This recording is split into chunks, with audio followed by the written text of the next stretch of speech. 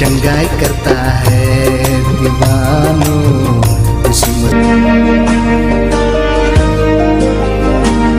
నా బలమంతా నీవేనయా, నా బలమంతా నీవేనయా, నా బలమంతా నీవేనయా, నా బలమంతా నీవేనయా. అలలు లేచినను తుఫాను ఎగసినను, అలలు లేచినను తుఫాను ఎగసినను, కాపాడే దేవుడవయ్యా నీవు ఎన్నడూ మారవయ్యా, కాపాడే దేవుడవయ్యా నీవు ఎన్నడూ మారవయ్యా. నా బలమంతా నీవేనయా, నా బలమంతా నీవేనయా, బలమంతా నీవేనయా,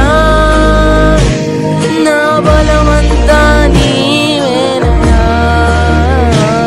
నా బలమంతా నీవేనయా, నా బలమంతా నీవేనయా, బలమంతా నీవేనయా, నా బలమంతా నీవేనయా.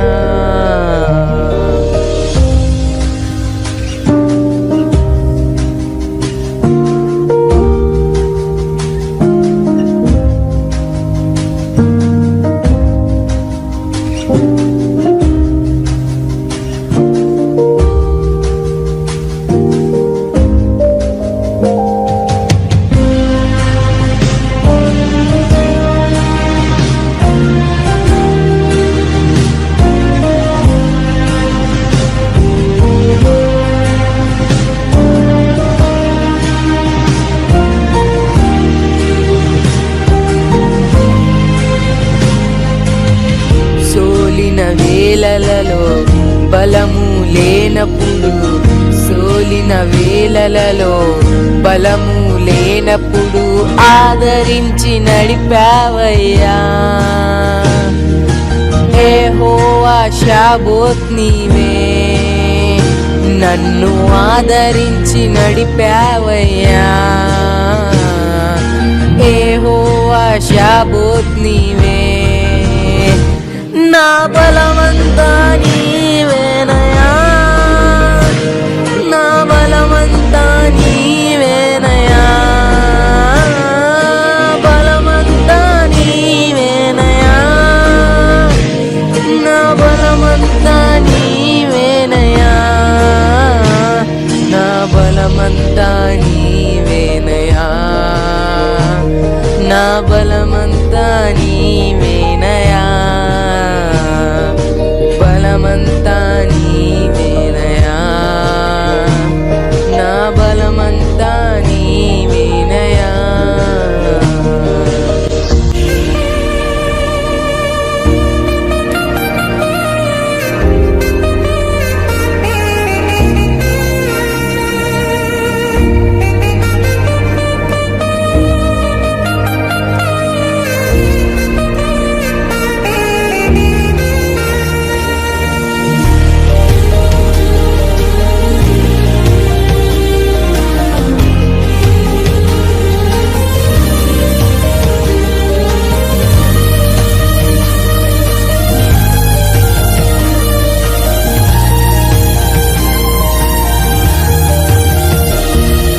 జీవం నీవేనయ్యా, స్నేహం నీవేనయ్యా, ప్రియుడవు నీవేనయ్యా, సర్వస్వం నీవేనయ్యా. జీవం నీవేనయ్యా, స్నేహం నీవేనయ్యా, ప్రియుడవు నీవేనయ్యా, సర్వస్వం నీవే.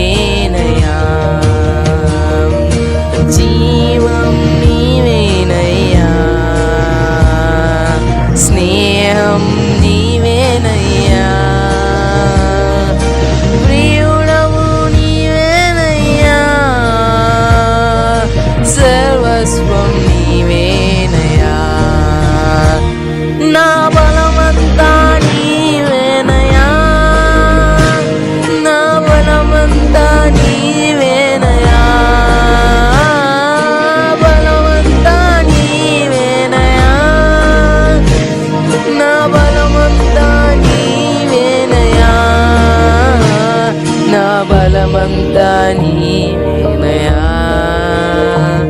నా బలమంతా నీవేనయా. Praise the Lord. Revival voice TV program చూస్తున్న మీ అందరికీ మా హృదయపూర్వక వందనాలు తెలియజేస్తున్నాం. ఇప్పుడు మా నాన్నగారు బిషప్ కొత్తపల్లి సుధాకర్ పాల్ గారు వాక్యాన్ని అందిస్తుండగా మీరందరూ శ్రద్ధగా విని దైవ దీవెనలు పొందండి.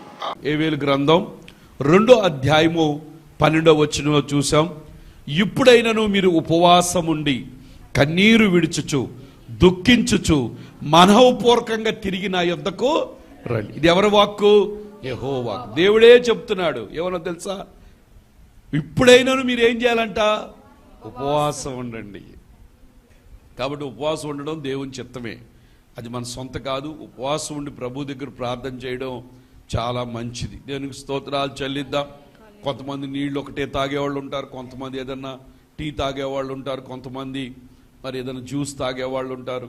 అట్లాగే ఏదో ఒకటి మొత్తానికి మనం ఒకవేళ ఏమీ చేయలేక భోంచేసిన సమయం మాత్రం లోకంలో తక్కువ, దేవునిలో ఎక్కువ ఉండాలి. దేవునికి స్తోత్రాలు చెల్లిద్దాం. ఎక్కువగా దేవునికి కనబడటమే. ఎప్పుడు ఆయన గుమ్మం దగ్గర కనపడి ఇదేంటో వెళ్ళలేదా అంటే ఎక్కడికి వెళ్తారా అయ్యా నిన్ను వదిలి? ఈ 40 రోజులు నిన్ను వదిలే పని లేదు. ఎబ్బేకు రేవు దగ్గర యాకోబు వదలబట్టి ఏం చేశాడు? వదులుతానన్నాడా? నేను వదలను. గుద్దాడు, అయినా వదిలేడా? దేవుడు అన్నాడు, నువ్వు దేవునితో పోరాడి కాబట్టి ఇక్కడ నుంచి నువ్వు మోసగాడివి కాదు. ఎవరో తెలుసా నువ్వు? ఆయనలోంచి 12 గోత్రాలు వచ్చినాయి. ఆ 12 గోత్రాల నుంచి, యోధా గోత్రంలోంచి యేసయ్య వచ్చాడు. ఈరోజు ఆ యేసయ్య మన అందరికీ కూడా రక్షణ కారకుడుగా మారిపోయాడు. దేవునికి స్తోత్రాలు చెల్లిద్దాం. నువ్వు ప్రార్థన ద్వారా ఎటువంటి కార్యాలు దేవుడు నీ పట్ల చేయబోతున్నాడు? దేవుడు అంటున్నాడు, ఇప్పుడైనా మీరు ఏం చేయాలంట? ఉపవాసం ఉండండి. తిన్నాం 48 ఏళ్ళు 49 ఏళ్ళు తిన్నాం. ఆపుదాం, దీన్ని సిస్టమ్ని ఆపుదాం. ప్రభు దగ్గరకు వచ్చుదు. మోషే అంట 40 రాత్రులు 40 పగళ్ళు ఏమీ లేదు. సీనాయి కొండ మీద దేవుని ప్రభు నిన్ను చూడాలంటే నువ్వు నన్ను చూస్తే చచ్చిపోతావంటే వెనక భాగం చూసి ఏమైపోయాడు తెలుసా? సచిన్ శవంలో. దేవునికి స్తోత్రాలు చెల్లిద్దాం. హల్లెలూయా, హల్లెలూయా. అక్కడికి వెళ్ళి పలకలు అగ్ని, దేవుని అగ్నితో రాయబడి చెక్కబడిన రాతి 10 ఆజ్ఞలు పలకలు తీసుకొచ్చాడు. దేవునికి స్తోత్రాలు చెల్లిద్దాం. కాబట్టి నువ్వు ఎంత ప్రార్థిస్తావో అంత బలవంతుడిగా నువ్వు మారిపోతావు. ఎంత ప్రార్థిస్తావో అంత బగబగా మండుతావు. నువ్వు మండితే దెయ్యంగాడిని నువ్వు కాల్చగలుగుతావు. దేవునికి స్తోత్రాలు చెల్లిద్దాం. నీ ఒంట్లో పెట్టిన రోగాన్ని నువ్వు కాల్చగలుగుతావు. నీ మానసిక ఒత్తిళ్ళని నువ్వు ఈ యొక్క ప్రార్థనా శక్తి చేత పోగొట్టుకోగలుగుతావు. దేవునికి స్తోత్రాలు చెల్లిద్దాం. హల్లెలూయా. అందుకే 51:14 చూసాం, ఉపవాస దినాన్ని ప్రతిష్ఠించండి. ఉపవాస దినం ఏం చేయాలంట? ప్రతిష్ఠించాలి. వ్రత దినం ఏం చేయాలి? చాలా మంది ఈ లోకంలో ఎన్నో వ్రత దినాలు వస్తుంటాయి. కానీ మన వ్రత దినం ఏంటో తెలుసా? ప్రభు పాదాలు పట్టుకుని ఆయన సింహాసనం ముందు కూర్చుని ఆయన మొరపడం, పాటలు పాడటం, ఆయన కార్యాలు వర్ణించటం, ఆయన గొప్పతనాన్ని వర్ణించటం, ఆయన నీ పట్ల చేసిన కార్యాలు చెప్పడం. అయ్యా నువ్వు చేసిన కార్యాలు వందనాలయ్యా అని ఆయనతో సమయాన్ని గడుపుతూ ఆయనలో సాగిపోవడం. వ్రత దినాన్ని ప్రతిష్ఠించండి. యెహోవాను బతిమాలు కొనుటకు పెద్దలను దేశములోని జనులందరినీ యెహోవా మందిరములో ఏం చేయాలంట? సమకూర్చాలి. దేవుని స్తోత్రాలు చెల్లిద్దా. ఉన్న రోగం కన్నా నీలో ఉన్నవాడు లోకంలో ఉన్నవాని కంటే. దేవునికి స్తోత్రాలు చెప్పండి. హల్లెలూయా. కాబట్టి ఉపవాస దినాన్ని ప్రతిష్ఠించుకోవాలి, వ్రత దినాన్ని ఏర్పాటు చేసుకోవాలి. ఉపవాసం ఉండి నీ ఫ్యూచర్ కొరకు, నీ కుటుంబం కొరకు, నీ బిడ్డల కొరకు, నీ వ్యాపారం కొరకు ఈ 40 దినాలు ప్రభు దగ్గర పెనుగులాడే సమయం ఇది. దేవునికి స్తోత్రాలు చెల్లిద్దాం. అందుకే యెషయా గ్రంథంలో ఏముందో తెలుసా? ఉపవాసం ఎందుకో తెలుసా? దుర్మార్గులు కట్టిన కట్లు విప్పుటయ్యో. చెప్పండి అందరు కూడా. దుర్మార్గుడు ఎవడు? చెడ్డ మార్గం కలిగిన వాడు ఎవడు? సాతానుగాడు కట్టిన కట్లు తెంచడం అంట. దుర్మార్గుడు కట్టిన కట్లను, కాడిబాను మేకులు విరగొట్టడం, బంధకాల్లో ఉన్న వాళ్ళని విడిపించటమే నేను నేర్చుకున్న ఉపవాసము కదా. హల్లెలూయా. నీ ఉపవాసం ఉంటే ఒక బంధకం తెగుద్ది. సాతానుగాడు కట్టిన కట్టు ఏమైపోద్దో తెలుసా? సాతానుగాడు కట్టిన కట్లు తెగిపోతాయి. కాడికున్న మేకు, ఎద్దుల్ని కాడి కింద పెట్టి ఒక బెల్ట్ లాగా వేస్తారు, వేసి ఆ బెల్ట్కి ఒక మేకు దించుతారనమాట. అంటే కదలనీయకుండా పెట్టిన ప్రతి ఆ రోగం కదలనీయకుండా, ఆ ఆర్థిక ఇబ్బందులు కదలనీయకుండా, నీ భర్తలో దెయ్యం కదలనీయకుండా ప్రతి మేకుని ఎరగొట్టేది ఉపవాసం. దేవునికి స్తోత్రాలు చెల్లిద్దాం. హల్లెలూయా. కానీ ఉపవాసం ఉండడం మంచిదే. దేవునికి స్తోత్రాలు చెల్లిద్దాం. ఈ 40 దినాల ప్రార్థనలు ఏకీభవించండి. ఎక్స్పెక్టేషన్తో, ఒక ఆశతో, ప్రభువా నీ 40 దినాలు నేను ఉంటానయ్యా, లోకంతో తక్కువ నీతో ఎక్కువగా ఉంటానని. ఇంట్లో కూర్చున్న పాటలే, పనిచేస్తున్న పాటలే, ఇంట్లో టీవీ లేదు, గీవీ ఏవి లేదు, ఒక పాటలు పెట్టుకుని దేవుని పాటలు వినపడదు. నీ ఇంటి వాతావరణం దేవుని వాతావరణం, నీ ఒంటి వాతావరణం, నువ్వు కూర్చున్నా నుంచుని విని విని ఏమైపోతుందో తెలుసా? నీ నోట్లోంచి పాటలు ఎక్కడికి వెళ్ళినావా ఆ విధంగా ప్రభులో నిన్ను నువ్వు, నీ వేరు నువ్వు పాతుకుంటే, ప్రభువులో నాటబడిన వేరు ఎండిపోవటం అనేది ఉండదు. కానీ ఎండిపోయింది కూడా ఏమవుతుందో తెలుసా? చిగురించటం ప్రారంభిస్తుంది. హల్లెలూయా. ఎండిపోయిన అహరోను కర్రను ప్రభు సన్నిధిలో పెడితే ఏమైంది? నువ్వు చిగురించాలి అంటే ప్రభు సన్నిధిలో నువ్వు ఉండాలి, ఉపవాసం ఉండి ప్రార్థన చేయాలి. పాస్టర్ గారు అన్నీ బాగున్నప్పుడు ఉండలేదు, ఇప్పుడు ఉండాలని ఆశ ఉంది కానీ బాగోలేదు, షుగర్ వచ్చేసింది. ఓకే, పర్వాలా, ఏం బాధలేదు. ఒకవేళ భోజనం చేసినా, ఒకవేళ షుగర్ ప్రాబ్లం ఉంది కాబట్టి చేసిన, సమయం గడుపు. ఈ అవకాశం తీసుకుని ప్రభు పాదాల దగ్గరికి వచ్చి కన్నీరు కార్చి అంటున్నాడు, ఇప్పుడైనను ఉపవాసం ఉండి మనఃపూర్వకంగా ఇష్టంగా. కాబట్టి ఉపవాసం ఉండి ప్రార్థన చేయడం ఎంతో మేలు, అది దేవుని చిత్తం. ఈరోజు వాక్యం చూడండి, హెబ్రీయులు రాసిన పత్రిక 5వ అధ్యాయం 7వ వచనం. శరీరధారి అయి ఉన్న దినములలో మహారోదనం, అందరు చెప్పండి, మహారోదనముతో, కన్నీళ్లతోను తన్ను మరణము నుండి రక్షింపగలవానికి ప్రార్థనలు యాచనలు సమర్పించి భయభక్తులు కలిగి ఉన్నందున ఆయన అంగీకరింపబడెను. ఈ వాక్యం ఎవరి గురించి తెలుసా? యేసయ్య గురించి. యేసు ప్రభువారు శరీరధారిగా ఈ లోకంలో ఉన్నప్పుడు ఆయన కొరకు ఆయన గురించి రాయబడింది. యేసు ప్రభు శరీరధారిగా ఉన్న దినములలో ఆయన ఎలా జీవించాడంట? మహారోదనతో. దేవుని స్తోత్రాలు చెప్పండి. హల్లెలూయా, హల్లెలూయా. యేసు ప్రభు లాంటి వారే మహారోదనతో తనకిచ్చిన మిషన్ ని పూర్తి చేయడానికి వేకునే ప్రార్థించేవాళ్ళు, రాత్రి అంతా ప్రార్థించేవాళ్ళు, ఏకాంతంగా ప్రార్థించేవారు, తెల్లవారకు ముందే వెళ్ళిపోయి ప్రార్థించేవాళ్ళు. తన తండ్రితో మాట్లాడే యేసయ్యకే అంత అవసరమైతే మనకి అవసరమా కాదా? చెప్పండి, అవసరమా కాదా? నువ్వు ప్రార్థిస్తే కార్యాలు జరుగుతాయని దెయ్యంగాడికి తెలుసు. ఎందుకో తెలుసా? నాకు మొర్ర పెట్టము ఉత్తరం ఇస్తానని ప్రభు చెప్పాడు. కాబట్టి నువ్వు మొర్ర పెడితే జవాబు 100% వస్తుందని వాడికి తెలిసి నువ్వు మొర్ర పెట్టకుండా సాతానుగాడు నిన్ను చేస్తా ఉంటాడు. దేవునికి స్తోత్రాలు చెల్లిద్దాం. హల్లెలూయా. ప్రార్థన ఏంటో తెలుసా? పరలోకాన్ని తెరిచే, రాజుబాబు గారు రాశారు, ప్రార్థన పరలోకపు తెరచు తాళం. ఒకరోజు బక్సింగయ్య గారు చాలా ఫెలోషిప్ ఆయన సేవ చేశారు.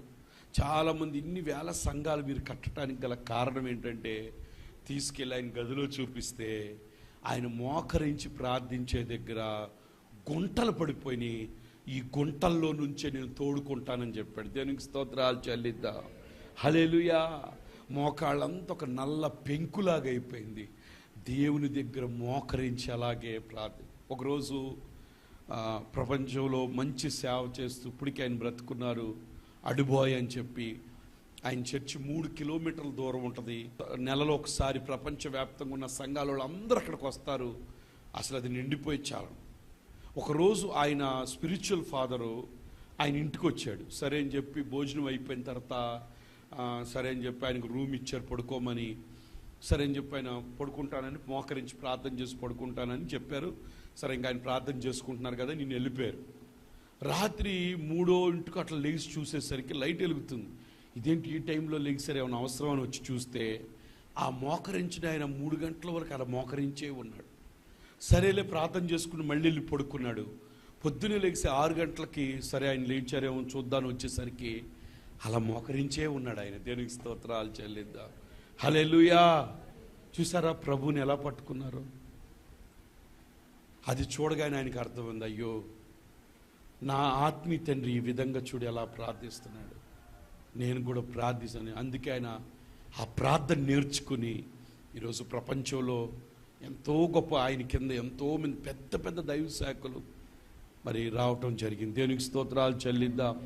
మన హోసన్న వాళ్ళు జాన్ వెస్లీ గారు, అబ్రహం గారు కూడా ఆ చర్చికి వెళ్తారు. ఆఫ్రికా వెళ్ళి అక్కడ సువార్త పరిచయం వాళ్ళ దగ్గర చేస్తూ ఉంటారు. ఈ గుడారాల పండగ వాళ్ళు కూడా ఇక్కడికి వస్తూ ఉంటారు. దేవునికి స్తోత్రాలు చెల్లిద్దాం. హల్లెలూయా. ప్రియమైన దేవుని బిడ్డలారా, ప్రార్థన ఆషామాషి అనుకోమాకండి. ప్రార్థన ప్రభుతో మాట్లాడడం ఏదో అనుకోవద్దు. మీరు ప్రభు దగ్గర కూర్చొని మీరు మొర్ర పెడితే ఖచ్చితంగా సాతాను కోటగోళ్ళు కూలిపోతాయి. దేవునికి స్తోత్రాలు చెల్లిద్దాం. రాజు రాసిన శాసనాలు కూడా మార్చగలుగుతుంది. సింహాల నోళ్లను ముయ్యగలుగుతుంది. ఎటువంటి భయంకరమైన శ్రమలు రోగాలైనా హాని కలగకుండా ఆపగలుగుతుంది. దేవునికి స్తోత్రాలు చెల్లిద్దాం. హల్లెలూయా. యేసు ప్రభు లాంటి వారే అయినా, ఏ పాపం లేనైనా శరీరధారిగా ఉన్న దినములంట మహారోదనతో కన్నీళ్లతో ఏం చేశాడట?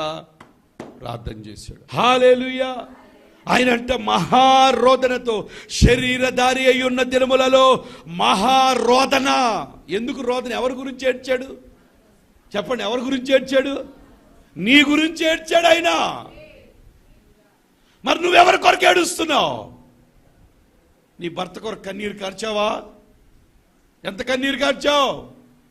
నీ కన్నీరులో కొట్టుకుపోవాలి ఆయన. దేవునికి స్తోత్రాలు చెల్లు. కొట్టుకుని యేసయ్య దగ్గరికి వచ్చేయాలి. నీ పిల్లల కొరకు ఎంత కారుస్తున్నావు నువ్వు కన్నీరు? సాతానుగాడు బయట భయంకర ఉచ్చులతో రెడీగా ఉన్నాడు.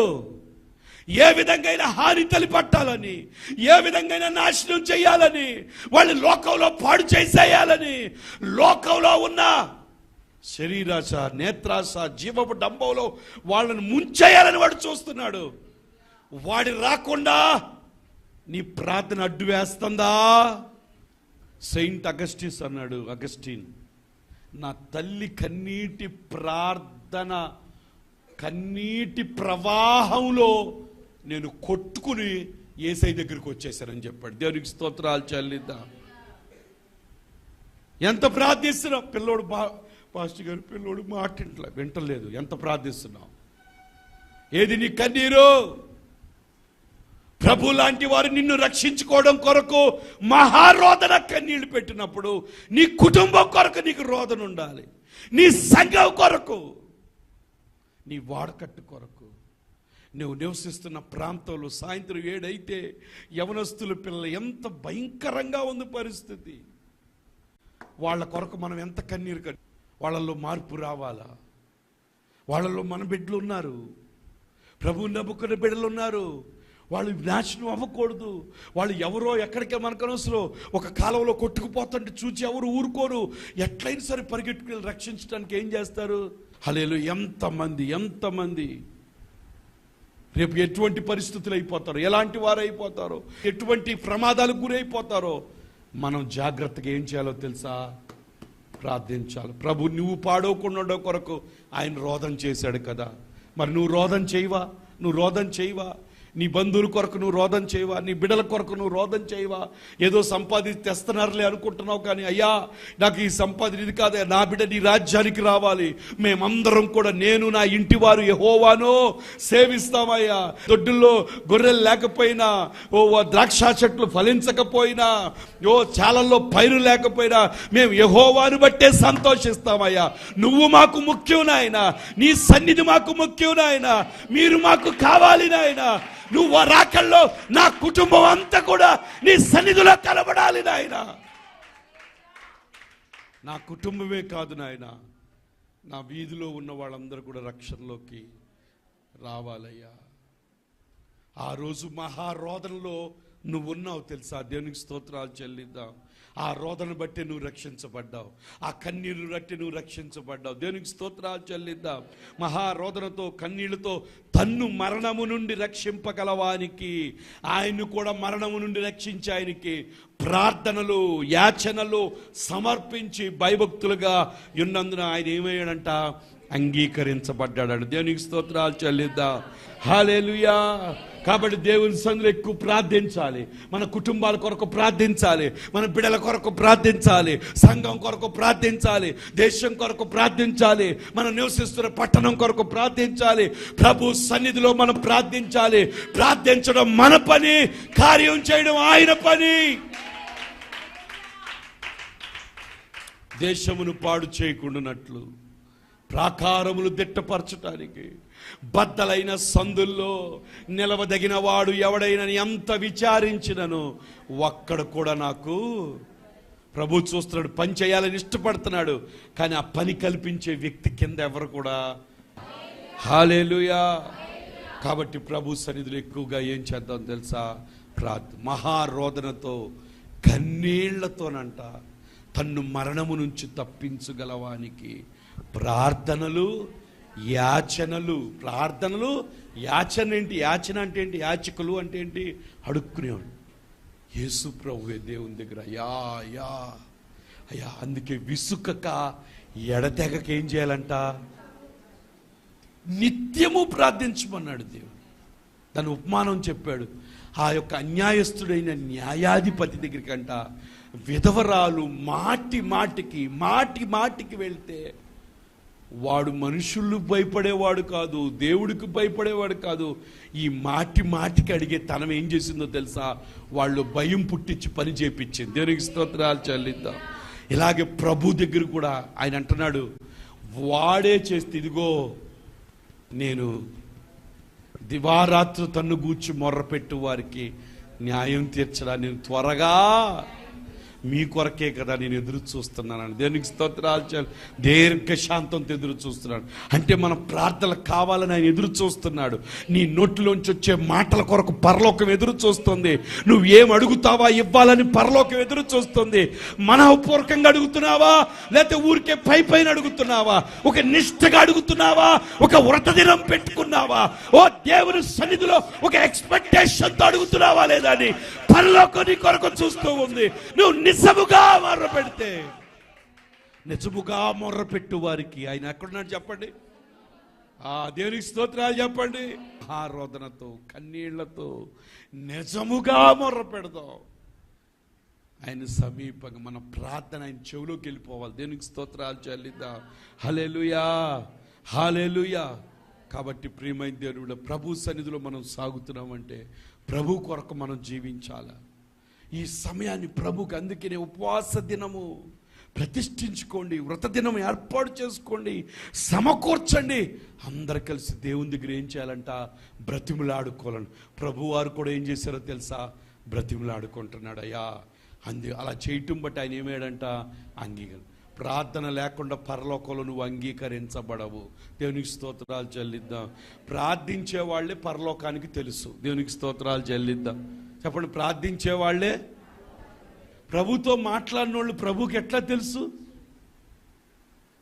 ప్రభుతో మాట్లాడిన వాళ్ళు ప్రభుకి తెలుసా? తెలియదు. ప్రభుతో మాట్లాడేవాళ్ళు పరలోకానికి తెలుసు, ప్రభుకి తెలుసు. దేవునికి స్తోత్రాలు చెల్లిద్దాం. హల్లెలూయా.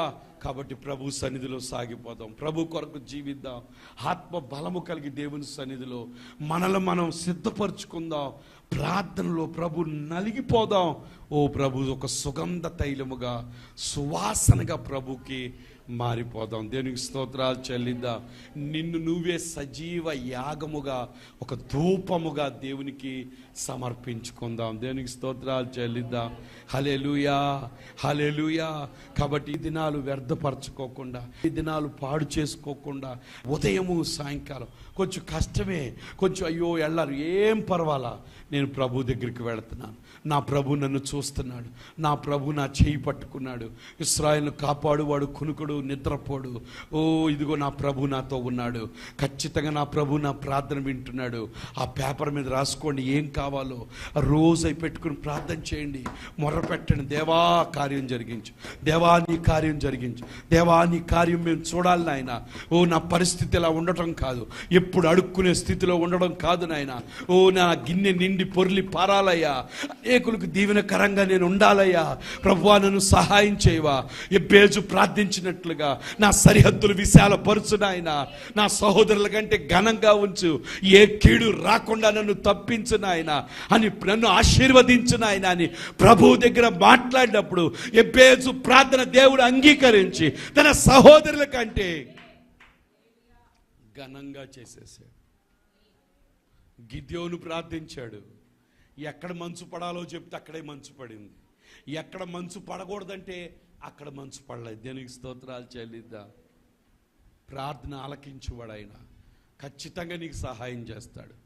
కాబట్టి 40 దినాలు ఒక టార్గెట్ పెట్టుకోండి, ఒక పేపర్ మీద రాసుకోండి, ఎలాంటి పరిస్థితులు ఉన్నాయో మనస్ఫూర్తిగా ప్రార్థించండి, మీ జీవితాల్లో గొప్ప కార్యాలు పొందండి అని ప్రభు పేడ తెలియపరుస్తున్నాను.